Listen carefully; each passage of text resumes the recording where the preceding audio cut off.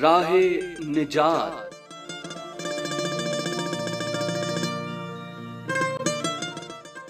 جنت میں جانے یا نجات حاصل کرنے کے لیے کیا کرنا چاہیے؟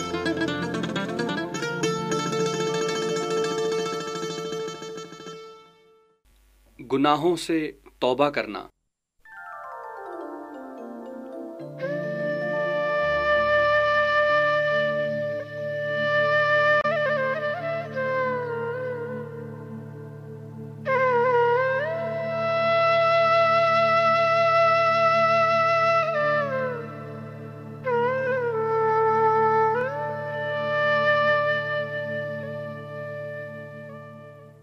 زبانی یاد کرنے کے لیے آیات سنیے۔ حضرت داؤد کا زبور 51، اس کی پہلی 3 آیات۔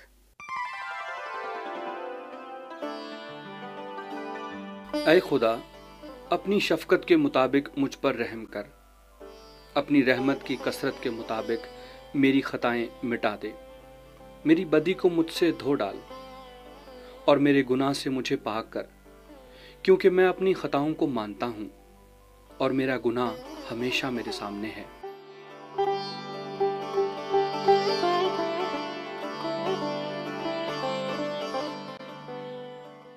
سامعین، اب ہم ایک سچی کہانی سنتے ہیں جو انجیل شریف میں سے حضرت لوکا کی کتاب کے 19ویں باب کی پہلی 9 آیات سے لی گئی ہے۔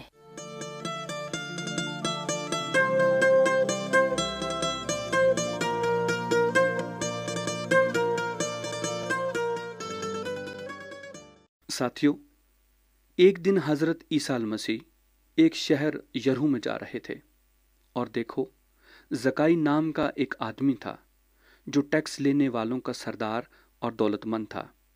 وہ حضرت عیسیٰ المسیح کو دیکھنے کی کوشش کر رہا تھا کہ کون سے ہیں، لیکن بھیڑ کے سبب سے دیکھ نہ سکتا تھا، اس لیے کہ اس کا قد چھوٹا تھا۔ پس حضرت عیسیٰ المسیح کو دیکھنے کے لیے آگے دوڑ کر ایک درخت پر چڑھ گیا، کیونکہ وہ اسی راہ سے جانے کو تھے۔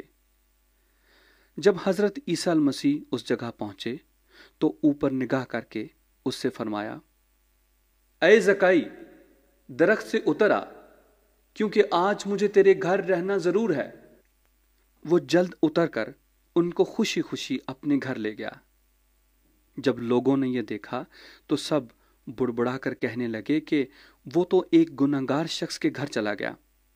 مگر زکائی نے کھڑے ہو کر حضرت عیسیٰ المسیح سے منت کرتے ہوئے کہا، اے خداوند، دیکھ، میں اپنا آدھا مال غریبوں کو دیتا ہوں، اور اگر کسی کا کچھ ناحق لے لیا ہے تو اسے چوگنا ادا کرتا ہوں۔ حضرت عیسیٰ المسیح نے اس سے فرمایا، آج اس گھر میں نجات آئی ہے۔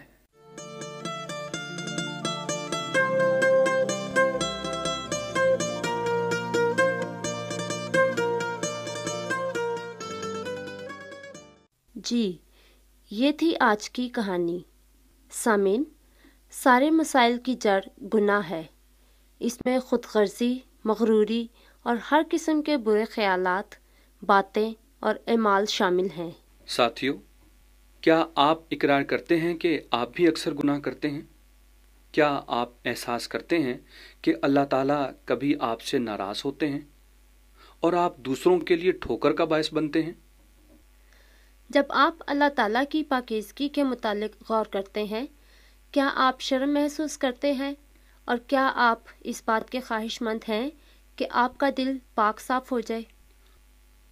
توبہ کا مطلب صرف یہ نہیں ہے کہ آپ اپنے گناہوں پر پچھتاتے ہیں، بلکہ آپ کو دعا میں اپنی ناپاکی اور گمراہی کا اقرار کرنا ہے، اور ان خاص برائیوں کے لیے جو آپ نے سوچی، کہیں اور کی ہیں، اللہ تعالیٰ سے معافی مانگنی ہے۔ توبہ کا مطلب یہ بھی ہے کہ بدی کے راستے سے مڑنا اور اللہ تعالیٰ کے راستے پر چلنا۔ کیا آپ سوچتے ہیں کہ آپ کو دوسروں سے بھی معافی مانگنی ہے جن کو آپ نے نقصان پہنچایا ہے؟ ساتھیو، زکئی کی سچی کہانی اس بات سے ہمیں کیا سکھاتی ہے؟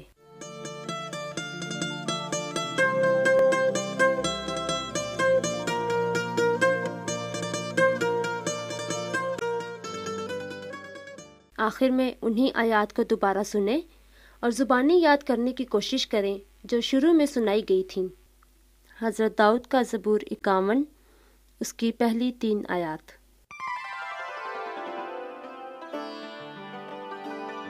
اے خدا، اپنی شفقت کے مطابق مجھ پر رحم کر، اپنی رحمت کی کثرت کے مطابق میری خطائیں مٹا دے، میری بدی کو مجھ سے دھو ڈال اور میرے گناہ سے مجھے پاک کر، کیونکہ میں اپنی خطاؤں کو مانتا ہوں اور میرا گناہ ہمیشہ میرے سامنے ہے۔